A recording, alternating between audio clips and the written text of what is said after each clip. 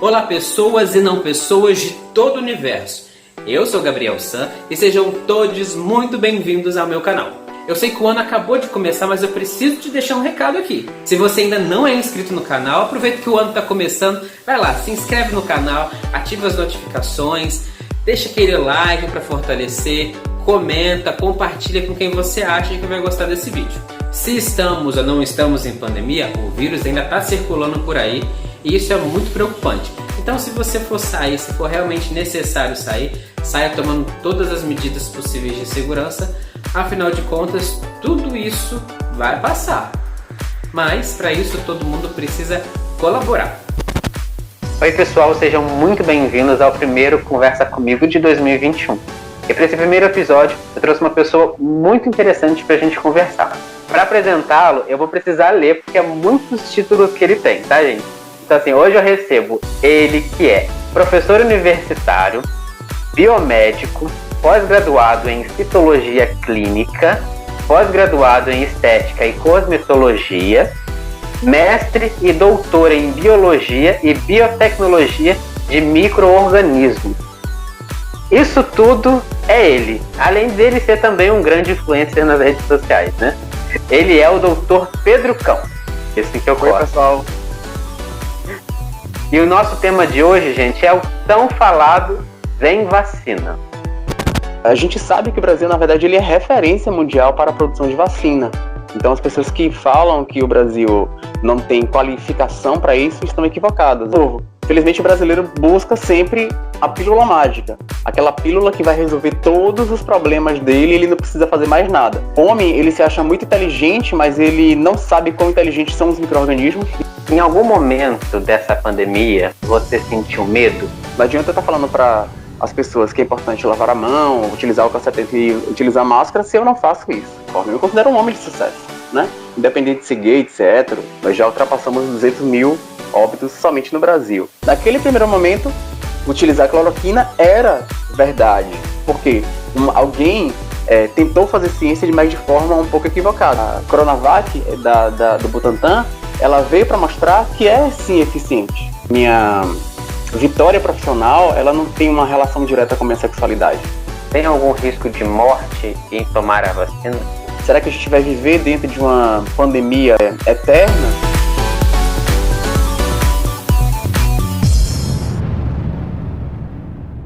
Antes de mais nada, é preciso saber se a gente está ou não está em pandemia, porque há uma grande discussão nisso, né? Eu sei que o vírus ainda está em grande circulação no nosso país, mas tem muita gente discutindo que a gente não está mais em pandemia, que a gente já pode aliviar um pouco essas questões de segurança. A gente está ou não está em pandemia? Eu acho que para a gente responder isso de forma muito tranquila, é só a gente ver o número de mortes, né, em relação ao Covid. Nós já ultrapassamos 200 mil óbitos somente no Brasil. Então, de fato, é óbvio que a gente continua em pandemia e algumas pessoas até discutem que no Brasil não existe uma segunda onda. Talvez isso seja verdade, porque a primeira onda talvez nem tenha acabado. O que, na verdade, aconteceu no Brasil foi que no período das eleições, o número de testagens caiu bruscamente, foi uma estratégia utilizada pelos próprios governantes, né, durante o período de eleição, e como não se fazia testagem, deu uma falsa sensação para a população de que o número de pacientes infectados diminuiu. Mas a gente conseguiu enxergar muito bem que logo após as eleições, quando essas testagens começaram a ser realizadas de volta, os números voltaram a ser alarmantes, né? E o número de óbitos também continuam muito altos. Então, sim, nós estamos em pandemia e sim, nós precisamos continuar tendo cuidado com a nossa higienização básica, os cuidados mínimos necessários que todo mundo já sabe, né? A utilização de máscaras, evitar aglomerações, o distanciamento social que é importante e para os pacientes infectados o isolamento social. Como é que você recebeu essa notícia, essa informação de que estamos agora em pandemia, o vírus está crescendo de uma forma muito grande? Você conseguiu pensar primeiro como biomédico ou você pensou como Pedro Pessoa primeiro? Eu vou ser bem sincero para você, eu pensei como um profissional. Eu lembro muito bem quando a infecção chegou no Brasil, a primeira coisa que eu fiz, como você bem falou anteriormente, eu tenho mestrado e doutorado em biotecnologia de micro-organismos, eu me debrucei para entender sobre o coronavírus, uma vez que era um vírus que parecia ser relativamente novo, mas na verdade é um vírus que já havia causado diferentes surtos em outros períodos anteriores, mas surtos extremamente pequenos e menores. Então já se sabia sobre o vírus, das características desse vírus, mas não sobre o SARS-CoV-2. Na verdade, foi esse vírus, SARS-CoV-2, um tipo mutante específico, por conta justamente dessas novas características que esse vírus adquiriu, que ele começou a ter esse perfil de ser altamente infectante. Eu consegui encontrar muito material já existente na época, inclusive material já publicado pelo pessoal da China, né? Estudei muito para conseguir entender um pouco sobre o comportamento desse vírus e difundir um pouco mais esse conhecimento de forma mais coerente.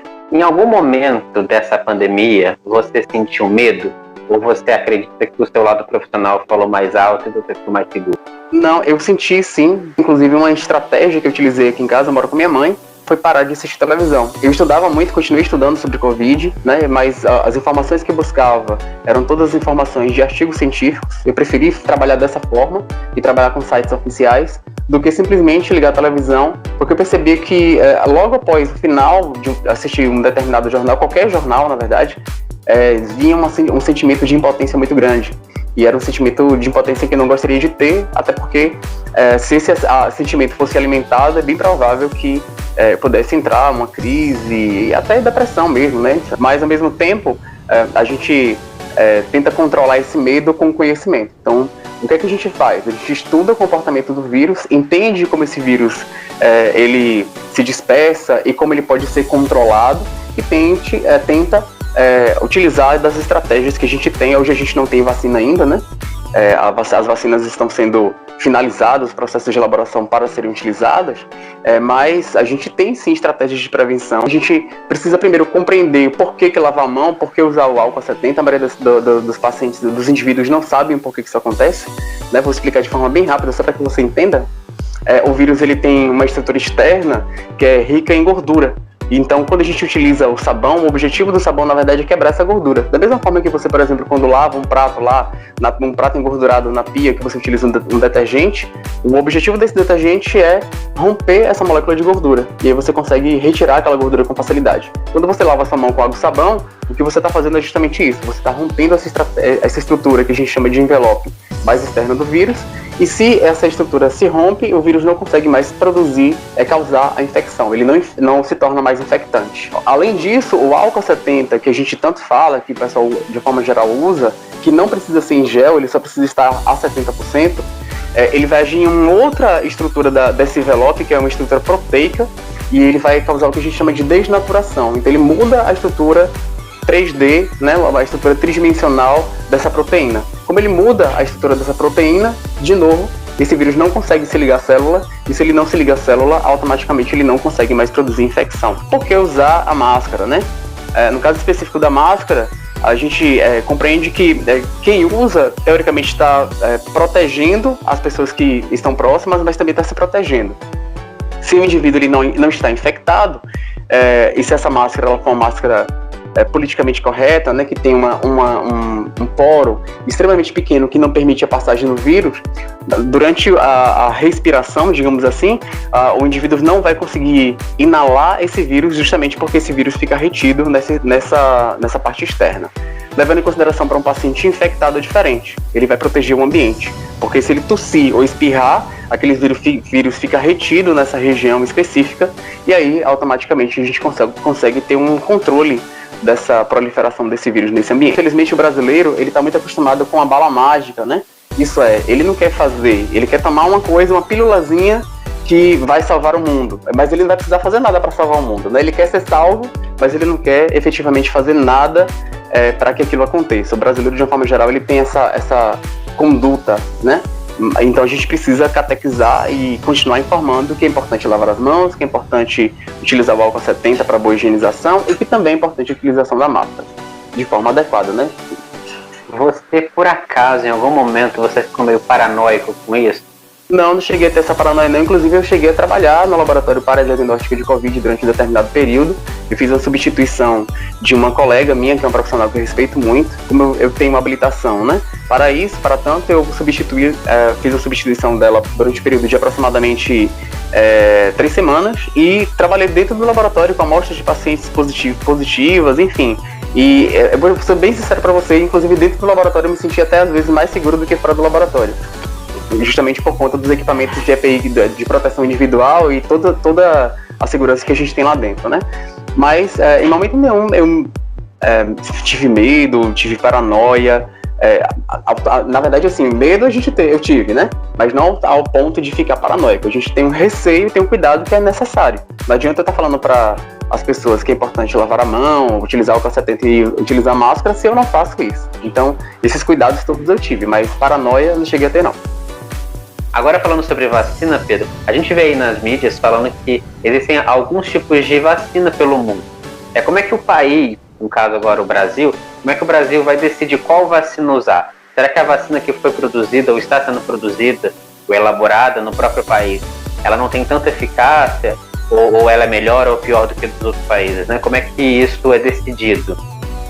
Essa decisão é sempre feita pela Anvisa. A Anvisa é o órgão que regulamenta a entrada não só de vacinas, né, mas de medicamentos e, enfim, de uma forma geral, tudo que entra no Brasil que está relacionado à saúde, quem faz a fiscalização e a avaliação desse produto é a Anvisa, né? A Fiocruz, ela também pode entrar com esse papel muito importante para fazer a retestagem desse material que foi autorizado pela Anvisa. Então existem outros órgãos que fazem essa comprovação, né, de uma forma geral, mas a gente sabe que o Brasil, na verdade, ele é referência mundial para a produção de vacina. Então as pessoas que falam que o Brasil não tem qualificação para isso estão equivocadas. A gente tem não só o Instituto Butantan, mas a própria Fiocruz, né, já fez história no mundo produzindo vacinas. Então o Brasil tem sim capacidade para elaboração de vacina. Eu acho que o principal questionamento que as pessoas têm, que eu acho que o seu terceiro questionamento, né, qual vacina utilizar. A gente precisa entender que, na verdade, existem diferentes estratégias para a elaboração dessa vacina. Eu vou falar 3 de forma bem simples, né, para que vocês entendam. A primeira delas é você fazendo uma inativação viral, ou do micro-organismo, né? A gente está falando de vírus, então vou dar exemplo sempre para vírus, certo? Mas serve para bactéria ou para qualquer outro micro-organismo. Você pega o micro-organismo, você utiliza uma estratégia que pode ser utilizando temperatura ou alguma substância química, né? Com alteração de pH, para inativar, ou fala de forma mais simples, porque na verdade vírus, só para que você tenha ideia, os vírus eles não são seres vivos, então eu não posso dizer que eu estou matando o vírus, certo? Por isso que a gente fala de inativação viral. O termo inativar para vírus equivaleria dizer que ele não está mais vivo, entre aspas, né? É como se ele fosse vivo, eu estaria matando o vírus, a grosso modo. Então por isso que a gente utiliza o termo inativação viral, e não morte viral, certo? Então, o que é que eles vão fazer nessa primeira estratégia de vacina? Eu vou utilizar uma substância química ou uma temperatura específica em que eu vou inativar esse vírus. Isso é, uma vez que o vírus ele já está inativado, ele não vai conseguir mais produzir doença no paciente. Eu vou pegar uma determinada concentração desse vírus, vou colocar numa solução e vou aplicar no paciente. Então, o que é que eu estou colocando dentro do paciente? Eu estou colocando dentro do paciente um vírus inativo. Esse vírus não tem como gerar uma infecção nesse paciente. Contudo, o que vai acontecer é que o sistema imunológico do paciente vai identificar que existe esse corpo estranho lá. Foi inoculado um corpo estranho nesse paciente. E nesse caso específico, é o próprio vírus, inativo. O que é que vai acontecer então? O sistema imune, uma vez que identificou a presença desse corpo estranho, vai produzir células de memória com produção de anticorpos que são eficientes para o combate desse vírus. Na primeira infecção, a produção de memória imunológica e de anticorpos, ela demora um determinado período. Isso vai variar um pouco de uma infecção para outra e vai variar também a depender da carga, da quantidade de micro-organismos que é colocado. Mas o que a gente quer, na verdade, nessa primeira infecção, nesse primeiro momento, é fazer com que o paciente produza anticorpos, né, que é o que se busca hoje em dia, se discute muito sobre isso, e não só isso, mas que gere o que a gente chama de células de memória.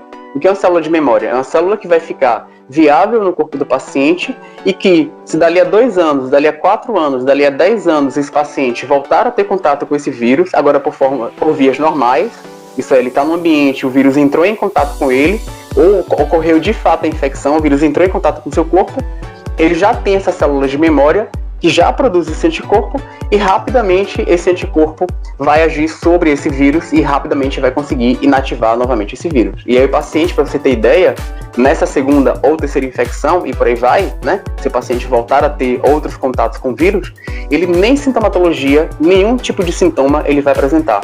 Por quê? Porque essa célula de memória, ela é tão rápida, tão ágil nesse processo de identificação desse vírus e produção de anticorpos que o paciente não chega nem a ser sintomático. Na segunda produção de vacina, a gente vai fazer o quê? eu não vou introduzir o vírus inteiro, como eu fiz na primeira. Eu vou pegar um fragmento desse vírus, que eu sei que tem o que a gente chama de alta imunogenicidade. O que seria isso? É um pedacinho do vírus que vai ser facilmente reconhecido pelas células do nosso sistema imunológico e que rapidamente, facilmente vão conseguir fazer a mesma coisa que eu falei anteriormente. A mesma coisa. A única diferença da primeira vacina para a segunda é que na segunda, em vez de colocar o vírus inteiro, eu vou colocar fragmentos desse vírus. Certo? Qual é a terceira estratégia que o pessoal tem discutido muito sobre essa questão da vacina de DNA, né, vacina de RNA? É uma estratégia extremamente nova, extremamente inteligente, né? É uma técnica que tem sido já estudada há algum tempo, não é nova, é uma técnica que já tem sido estudada há algum tempo, inclusive para infecções como o vírus do HIV e o Zika vírus, né? Então já tem várias pesquisas fundamentadas utilizando vacina de DNA/RNA para essas infecções específicas e que tem até então dado bons resultados. E que tentaram se aplicar agora para a situação específica da Covid-19, né, do SARS-CoV-2, nesse caso específico, que é o vírus. Como seria isso? A gente pega, então, um fragmento específico do RNA viral, porque o SARS-CoV-2 é um vírus de RNA, não é um vírus de DNA. Então, eu vou pegar uma região específica desse vírus, do RNA desse vírus, que é responsável pela produção, lembra do envelope que eu falei anteriormente? Aquela estrutura mais externa lá, que eu vou estar utilizando o sabão e o álcool 70, né? Pois então, existe um pequeno pedaço desse RNA que é responsável por codificar as proteínas e as estruturas que compõem esse envelope. O que eu vou fazer então? Eu vou recortar esse RNA, pegar somente esse fragmento pequeno de RNA e vou inserir dentro de um novo micro-organismo, que pode ser inclusive uma bactéria. Olha só que interessante. Colocando isso na bactéria, eu vou fazer com que essa bactéria produza agora, a partir desse momento, um envelope, uma estrutura que lembre esse envelope viral. Depois que essa bactéria, que tem essa mutação, essa nova mutação, né, eu introduzi esse fragmento de DNA nessa bactéria e ela começou a produzir essa estrutura viral, eu vou pegar agora essa bactéria, inativá-la e inocular dentro do paciente. Então, na verdade, o que eu estou fazendo? Eu estou colocando uma bactéria que é não patogênica, deixando isso claro, então essa bactéria não vai produzir risco nenhum a esse paciente, mas ela vai trazer consigo, na parte mais externa, uma estrutura que lembra a estrutura do vírus. Equivaleria, por exemplo, a pegar um indivíduo e colocar uma máscara, né? E nessa máscara, eu olho para a máscara e não consigo ver quem de fato ele é, mas sim quem ele está, né, teoricamente representando naquele momento. Então o sistema imunológico vai identificar o envelope do vírus que está lá, mas não é o vírus que eu coloquei. Eu coloquei apenas a estrutura do envelope viral. E toda a ativação do sistema imune vai acontecer da mesma forma. Se você perguntar para mim qual é o mais eficiente, qual é o menos eficiente, só quem vai efetivamente te dizer isso são os testes. Ok? Então, é por isso que a gente trabalha muito com sensibilidade e especificidade. A gente tem agora a vacina da Butantan, né? Que saiu muito recentemente e tem sido muito falado sobre ela, que ela teve 78% de eficácia, né? No que se refere a indivíduos não apresentarem sintomatologia, isso é, não ter infecção uma vez que elas foram vacinadas. Contudo, 22% desses indivíduos foram infectados. Isso é, desses 22%, se observou que mesmo no momento, mesmo após a vacinação, quando eles tiveram uma entre aspas, segundo contato com o vírus, a sintomatologia foi branda. E por que os sintomas foram brandos? Volto lá para a minha explicação do início. Porque ele já tinha células de memória, e as células de memória rapidamente conseguiram combater aquela condição específica. Aí você vai me perguntar, Pedro, mas qual é a diferença desses indivíduos que tem lá, dos 22% para os 78%? Eu posso dizer que existem vários fatores, certo? Mas um deles pode ser a quantidade de vírus que o indivíduo teve no momento da inoculação. Eu posso estar aqui, nesse exato momento, me infectando, e você pode estar nesse exato momento aí também se infectando. Vamos fazer de conta que aqui no ambiente onde eu estou, eu inocule em mim, inale, uma quantidade de 1000 unidades virais. Se eu inalo 1000 unidades virais, mas você que está aí inala 10.000 unidades virais, quem você acha que vai ter sintomas mais fortes? É óbvio que você tende a ser mais sintomático. Mas certo? Isso tem como a gente ter um controle ou ter uma... Não, tem, né? Infelizmente não. Você está falando de um universo muito mínimo, porque... Microscópico. Eu imagino que as pessoas ficam imaginando, né, o vírus é uma coisa maior, né? Vai pegar no braço, né? Assim, é muito, muito É mínimo. microscópico. Na verdade, o vírus, ele é tão pequeno que a gente não consegue enxergar no microscópio óptico, que é esse microscópio que a gente tem de forma geral nos laboratórios. A gente consegue enxergar num outro microscópio, que tem poucos, inclusive, no Brasil, né? Que é o microscópio eletrônico. Então, o que acontece, né, de uma forma geral, é justamente isso, assim, entre esses 22% e os 78%, teoricamente, talvez isso esteja aí relacionado, pode ser a concentração de vírus que o indivíduo inale após a vacinação, como pode ser também a questão do próprio sistema imunológico do paciente. O meu sistema imunológico, ele trabalha semelhante ao seu, mas não é igual ao seu. Por quê? Porque as minhas condições de vida não são iguais às suas. Eu posso ter uma alimentação melhor do que você pode ser menos estressado do que eu, pode ser que eu seja fumante e você não, pode ser que você beba mais álcool do que eu, enfim, essas condições diversas que a gente coloca no nosso corpo, elas facilitam ou prejudicam a ação do nosso sistema imunológico. Independente disso, né, a Coronavac do Butantan, ela veio para mostrar que é sim eficiente. Por que ela é eficiente? Em 78% dos casos, os pacientes não se infectaram. E nos 22% dos pacientes que se infectaram, que tiveram infecção após a exposição da vacina, o que a gente observou? A sintomatologia do paciente foi branda. Então, isso deixa extremamente claro que sim, que é uma estratégia inteligente que precisa ser utilizada o quanto antes. Você tem alguma preferência de vacina? Eu tenho preferência por vacina, ponto. A gente discute muito isso, né, na nossa área, porque a gente sabe que a indústria farmacêutica, ela também visa muito lucro. Não pense que essa corrida contra a vacina é porque no Brasil já existem 200 mil mortos, né, e a quantidade de mortos no mundo é alarmante. Não é somente por isso. Mas a indústria farmacêutica, ela sabe que o lucro, né, para se vacinar a população do mundo inteiro é muito grande. Então essa corrida para a identificação de uma vacina que seja eficaz é muito grande, mas a gente trabalha com o que a ciência, de uma forma geral, tem mostrado hoje. E o que a ciência tem mostrado hoje pra gente? Que sim, que essa vacina ela é eficiente, né?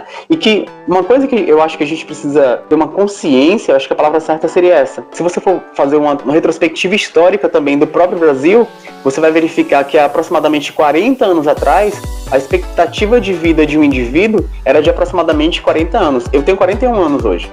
Né? Teoricamente, eu não estaria nem vivo aqui para contar essa história para você se eu tivesse nascido naquela época. Olha só que interessante. A expectativa de vida era extremamente baixa. E por que essa expectativa de vida ela foi aumentando com o passar do tempo? Foi porque a medicina avançou muito em tecnologia, mas não só isso.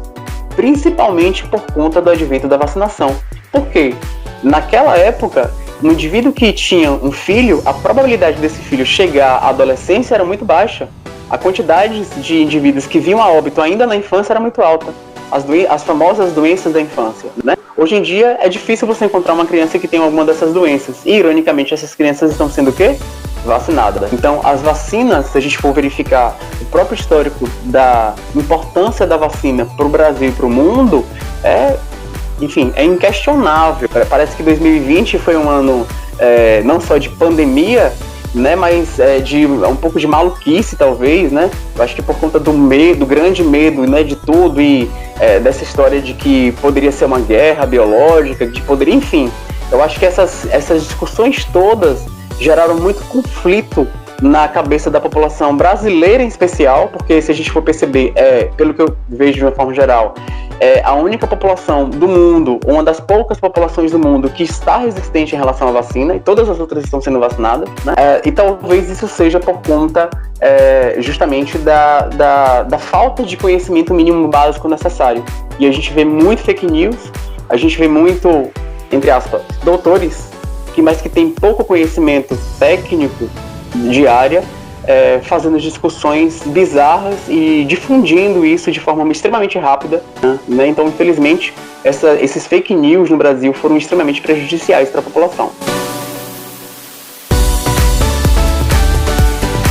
Eu vou problematizar um pouquinho, Pedro, já que você falou que a indústria farmacêutica visa bastante o lucro, que isso é notável para qualquer outra pessoa, né, seja ela profissional ou não, Você acredita nessas teorias de conspiração de que a China, o Japão, algum país criou o coronavírus, né, o Covid-19, para que eles gerassem mais lucro, para que eles ficassem como uma nação superior?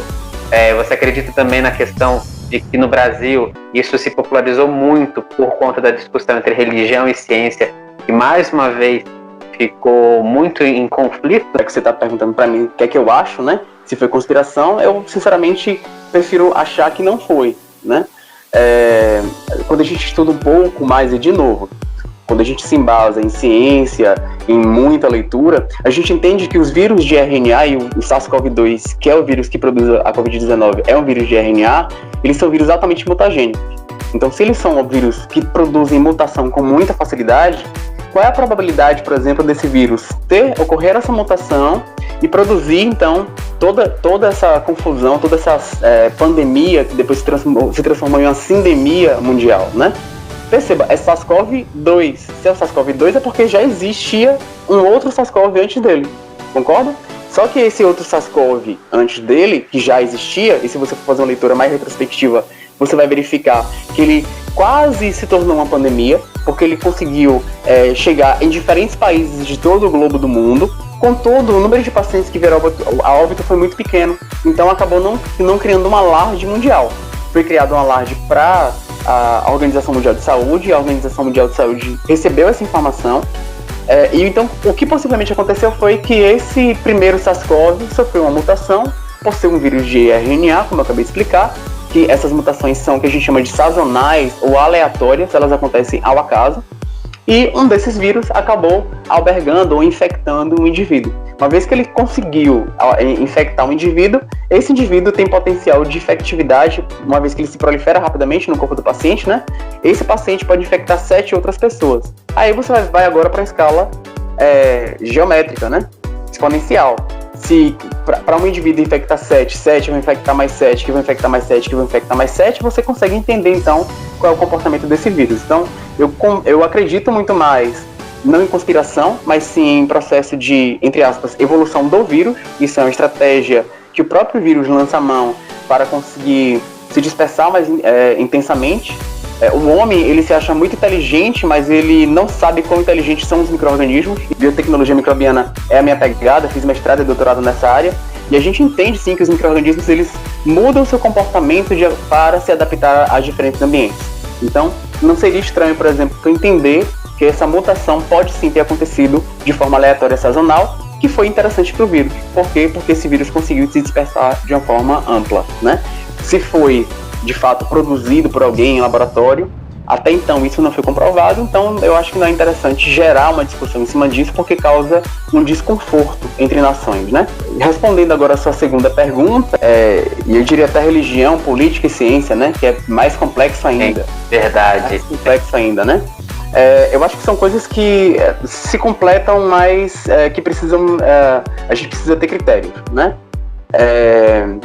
Eu entendo que a ciência ela é pautada em repetição, em observação com coerência. É uma coisa que a gente que faz ciência, que faz pesquisa, a gente aprende a fazer pesquisa, né? Aprende a ter um olhar crítico e clínico para essa situação específica, que obviamente um indivíduo que é religioso não tem esse processo de formação. Assim como também eu, como cientista, não caberia, por exemplo, entrar em uma igreja ou em um templo específico e pregar, uma vez que eu não sou estudioso dessa área. Então eu acho que respeito, obviamente, a opinião de cada um desses indivíduos, mas eu acho que são coisas que não caminham juntas, não. Elas se completam, mas elas não caminham juntas. A gente precisa entender e respeitar o que a ciência tem mostrado. O que a ciência tem mostrado hoje é o que efetivamente é. Posso bater o martelo e dizer isso é verdade? Não, porque a verdade ela é mutável. A própria verdade muda com o passar do tempo, né? Então, mas o que a gente precisa acreditar hoje é o que a ciência, dentro da capacidade de avaliação que conseguiu ser realizada hoje, já tem mostrado. Inicialmente, por exemplo, sobre a questão da cloroquina, que se tornou uma confusão mundial, né? Inicialmente se observou que possivelmente a cloroquina tinha um efeito benéfico sobre o SARS-CoV-2, minimizando a eficiência desse vírus, uma vez que ele estava produzindo infecção no paciente. foi um estudo específico de um indivíduo que fez, e eu posso estar equivocado, mas foi em menos de 100 pacientes, acho que foi 39 pacientes que foram estudados. Na sequência, vários outros pesquisadores começaram a se debruçar sobre a cloroquina e perceberam o contrário. Com um N amostral, isso é uma quantidade de uma avaliação com uma quantidade muito maior de pacientes, eles conseguiram mostrar o contrário, que teoricamente paciente que fazia uso de cloroquina durante o período de infecção, ele ganhava novos sintomas esses dados pelo medicamento. Então, na verdade, agravava o quadro clínico do paciente, em vez de melhorar, agravava. Então, perceba, naquele primeiro momento, utilizar cloroquina era verdade, porque alguém tentou fazer ciência, mas de forma um pouco equivocada. Mas até então, naquele momento, era aquela informação que chegou pra gente. Mas na sequência, vários outros estudos mostraram que esse fármaco não tinha eficiência nenhuma e muito pelo contrário, ele piorava o quadro clínico do paciente. Então, voltando, a ciência, ela é mutável, ela é altamente mutável.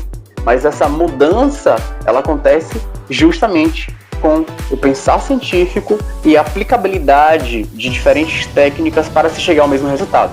Se eu utilizo diferentes técnicas e todas elas mostram o mesmo resultado, significa dizer que aquela informação está correta.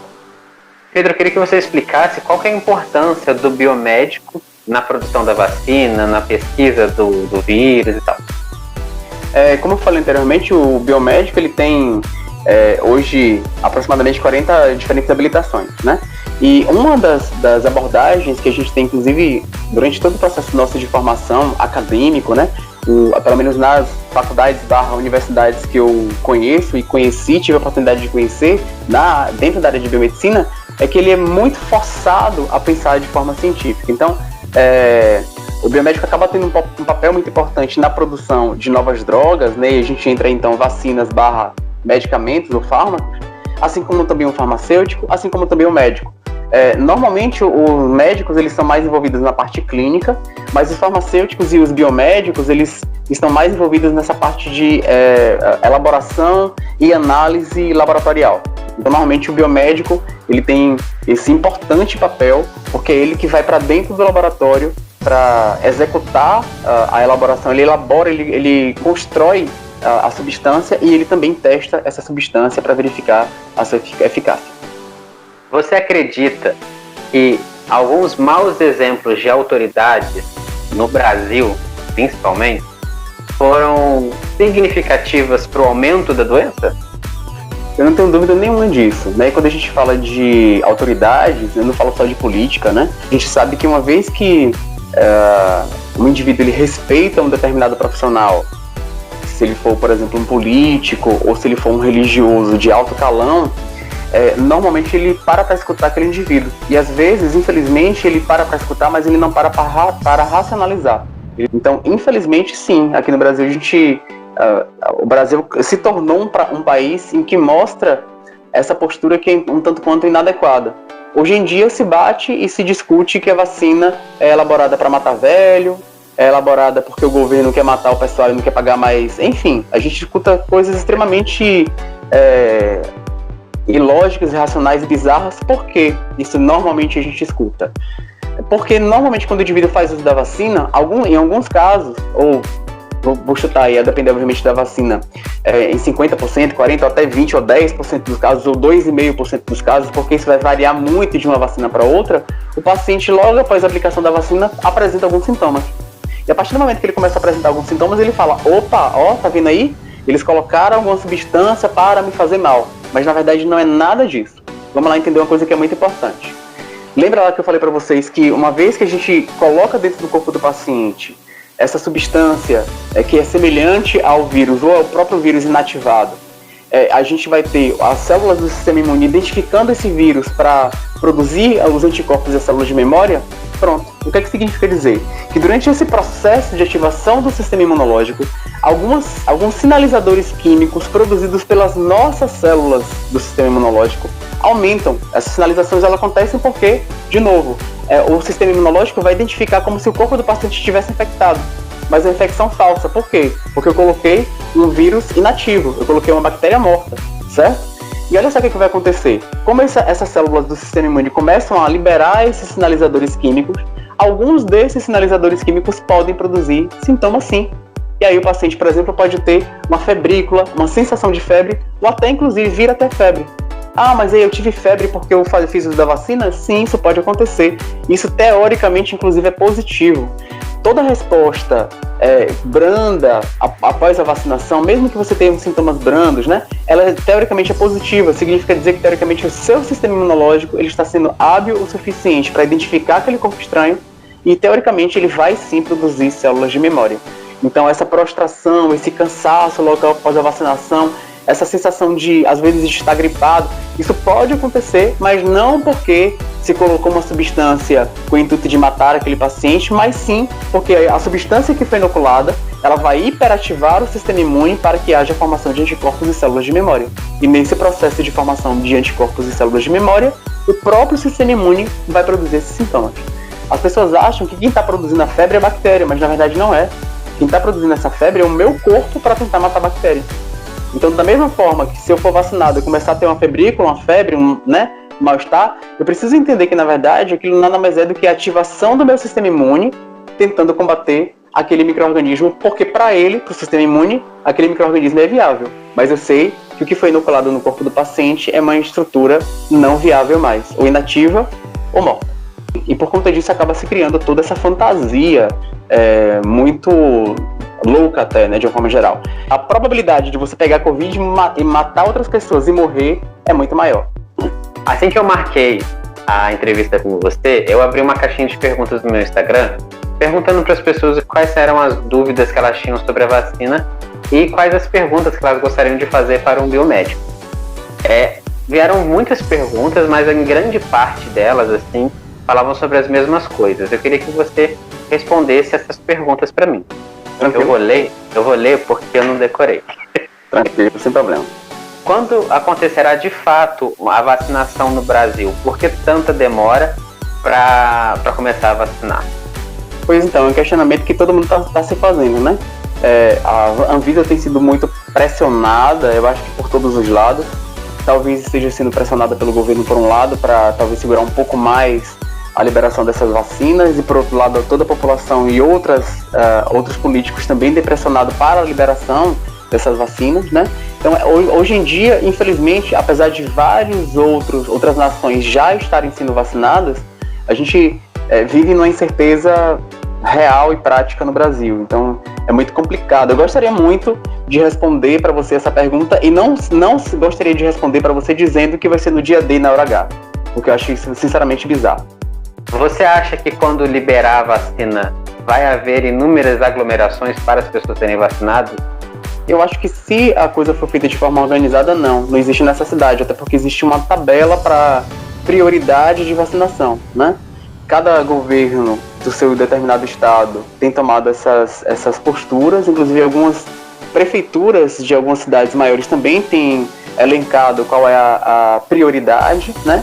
Então, como vão ter períodos e vão se priorizar grupos específicos de indivíduo, eu acho que isso acaba minimizando muito a possibilidade de aglomeração. É óbvio que aglomeração, a quantidade de indivíduos é muito grande, então pequenas aglomerações vão acabar acontecendo, contudo, eu ainda acho que é mais interessante que a vacinação seja feita, e vou repassar.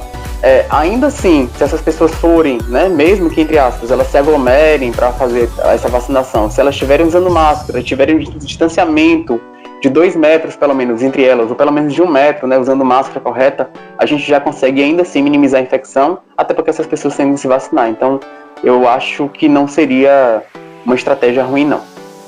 Você já respondeu isso durante a nossa entrevista, mas eu tenho que perguntar porque foi perguntado, né? Perguntaram muito qual é o risco de tomar essa vacina, né? Se tem algum efeito colateral muito sério e se... E a próxima eu vou fazer depois. Tudo bem. Vou falar do efeito colateral muito sério. Teoricamente, a própria pesquisa mostra isso. Então, as vacinas que estão sendo aplicadas já foram avaliadas anteriormente e a gente sabe, então, a sensibilidade e a probabilidade dessas vacinas produzirem efeitos sérios, né? Então, teoricamente, a probabilidade disso acontecer é mínima. Mas até então, as vacinas que estão sendo estudadas e que apresentaram seus resultados, nenhuma delas tiveram esse efeito adverso não interessante. A outra pergunta é que se pode surgir algum efeito colateral dentro dos sintomas da Covid, né? Se eu tomar a vacina agora, eu posso desenvolver os sintomas da Covid e pegar Covid? Você não tem como desenvolver os mesmos sintomas de Covid, você pode desenvolver alguns sintomas semelhantes, como eu falei, a questão da febre, do mal-estar generalizado. Isso sim pode acontecer, mas de novo, não é a Covid, não é o vírus ativo que faz isso, é a ativação do sistema imunológico quando o paciente está infectado, da mesma forma que o sistema imunológico sinaliza quando tem infecção, ele também vai sinalizar quando tem a presença da vacina, porque a vacina é o vírus inativo, é a mesma estrutura, só que inativo, porque ainda assim a vacinação é a melhor opção. Tem algum risco de morte em tomar a vacina? Foi aquilo que eu também falei anteriormente, né? A probabilidade é praticamente nula. Esporadicamente pode ser que aconteça um caso específico, mas são situações extremamente esporádicas. O que é essa tão falada imunização de rebanho ou imunização coletiva? A imunização de rebanho é essa ideia, na verdade, que alguns governos tiveram essa postura, inclusive o próprio governo do Brasil, federal do Brasil, deixando claro, que seria deixar as pessoas se infectarem normalmente. E a ideia da infecção seria aqueles que passarem pela infecção, teoricamente estão imunizados, né? Mas a SARS-CoV-2 e a Covid-19, eles vieram para mostrar que não é bem dessa forma que funciona. Ela funcionava para algumas infecções específicas, mas já está comprovado que para a Covid, infelizmente, não funciona. Porque se assim fosse, a gente não teria a famosa reinfecção, que é uma outra coisa que o pessoal tem discutido muito, né?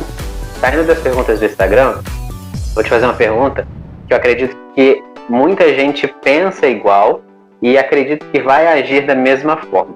Então, são várias perguntas, mas acredito que eu tenho uma resposta, né?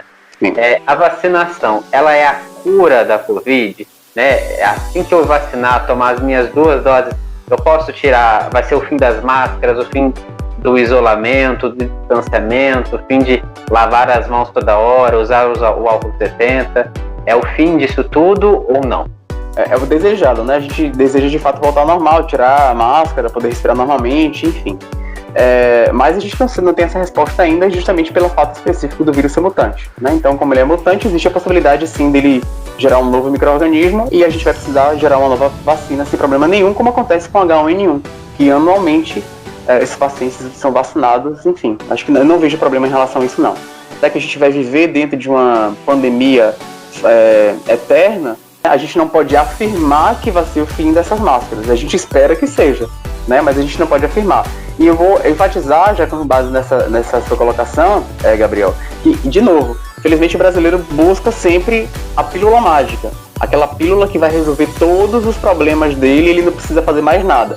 A gente precisa entender que, na verdade, a Covid, ela veio para mudar o comportamento do ser humano, inclusive a sua higienização. Então, por exemplo, continuar higienizando as mãos é importante não só para prevenir Covid, mas para prevenir uma série de outras infecções. E para a gente trocar um pouquinho de assunto e finalizar nossa conversa de hoje, eu sigo seus 2 perfis no Instagram, né, o pessoal e o profissional. Eu percebi que tem público para os dois, né? Você consegue abranger um grande número de pessoas, tanto num quanto no outro, né? Eu queria que você falasse um pouco disso, que você consegue separar realmente o Pedro biomédico, o Pedro pessoa, né? O Pedro pessoa que as pessoas olham as fotos, comentam muitas coisas, e o Pedro biomédico as pessoas comentam outras coisas completamente diferentes e parece que são pessoas diferentes, mas é o mesmo cara. Eu acho que, na verdade, na nossa vida a gente precisa saber separar muito bem as coisas, né? De fato, eu tenho meu perfil profissional, eu tenho meu perfil pessoal. No meu perfil pessoal eu posto aquelas fotos que eu acho que são interessantes a serem postadas, de minha vida, do dia a dia, enfim, né? E tem um público específico lá. Enquanto que no meu perfil profissional já tem uma abordagem mais técnica, inclusive é um perfil que eu tenho um cuidado muito grande de publicar muitos vídeos, eu publico pouco foto, né, muito mais vídeo. A proposta do perfil foi justamente esse, e que tem um público mais voltado para a área de saúde, né? Então, de fato, eu consigo permear aí por 2 campos totalmente diferentes, e para quem segue os 2 perfis sabe que são 2 perfis totalmente diferenciados, né? Uma é minha vida pessoal, que só diz respeito à minha vida pessoal, e outro que é minha vida profissional, que só diz respeito à minha vida profissional. Eu consigo separar essas 2 coisas de forma muito tranquila. Falando nesses seus perfis, né, para quem te conhece, sabe que você, além de ser um biomédico, você também é um homem gay, e você consegue atingir qualquer tipo de público, seja como profissional ou como pessoa, né? E você se considera que é exemplo para outros homossexuais que queiram ser biomédicos, queiram ser médicos, queiram seguir na profissão, né, que tem medo de seguir por conta de preconceito? Como é que você consegue fazer essa relação? E aí também, principalmente nesse momento que a gente está vivendo de pandemia. Na verdade, eu não consigo fazer uma relação direta, né? Eu não quero ser exemplo somente para os homossexuais, não. Eu acho que a gente precisa ser exemplo de vida para os indivíduos de uma forma geral, né? Eu sei, obviamente, quanto um indivíduo homossexual sofre os preconceitos da sociedade que a gente vive hoje, e eu vou dizer que, na verdade, a sociedade de hoje ainda é muito menos preconceituosa do que foi no passado, né? Mas ainda assim a gente sofre esses preconceitos. Mas eu quero servir de exemplo para todos de uma forma geral, mostrar que, sim, eu vim de uma família que teve um período específico que passou necessidades muito sérias, né? Mas que hoje a gente consegue ter uma tranquilidade de vida. Eu posso de forma muito leve dizer que eu me considero um homem de sucesso, né? Eu não me considero um homem gay de sucesso. Eu não gosto de me taxar dessa forma. Eu me considero um homem de sucesso, né? Independente de ser gay, de ser hétero, porque a minha vitória profissional, ela não tem uma relação direta com a minha sexualidade. A minha vitória profissional, ela tem uma relação direta com o quanto que eu me dediquei e me esforcei para chegar onde eu cheguei. O tanto que eu estudei, o tanto que eu trabalhei, o tanto que eu me dediquei. Então, se eu quero ser exemplo, não é somente para a comunidade gay, né, mas sim que também sejam para eles, né, para nós, melhor, deixando de uma forma mais clara, mas que também para os outros indivíduos que os heterossexuais, bissexuais, independente do sexo. O que eu quero deixar claro, na verdade, que para quem quer crescer, a relação é muito mais de esforço, meta e objetivo específico, né? Você tem que saber onde você quer chegar. Se você não sabe onde você quer chegar, você se perde no caminho. Então acho que a ideia é mais ou menos essa. Muito obrigado, Pedro, por participar, por ceder esse tempo todo para mim, para a gente conversar sobre esse tema tão polêmico nos últimos dias aqui. Eu só tenho a agradecer mil vezes por você aceitar esse convite. Muito obrigado mesmo, tá? Na verdade, a gratidão é minha, o prazer é imensamente meu. Eu acho que faz parte da minha função enquanto profissional da área de saúde e biomédico, trazer a melhor de informação para as pessoas. Então, eu acho que o seu canal também tem esse papel muito importante, né, de levar informação para o público de uma forma geral. Então, para mim é um prazer muito grande. Eu agradeço também ao seu convite e por estar aqui. Obrigado, gente. Quem quiser entrar em contato com o Pedro, os contatos dele vão estar aqui embaixo na descrição do vídeo. E especificamente lá no Instagram profissional dele, se você entrar, você vai ter um link que vai falar diretamente com ele, tá? Obrigado mais uma vez, obrigado a vocês todos que estão assistindo. E não esqueça, gente, de deixar o like e comentar, tá? Tchau, gente. Até mais.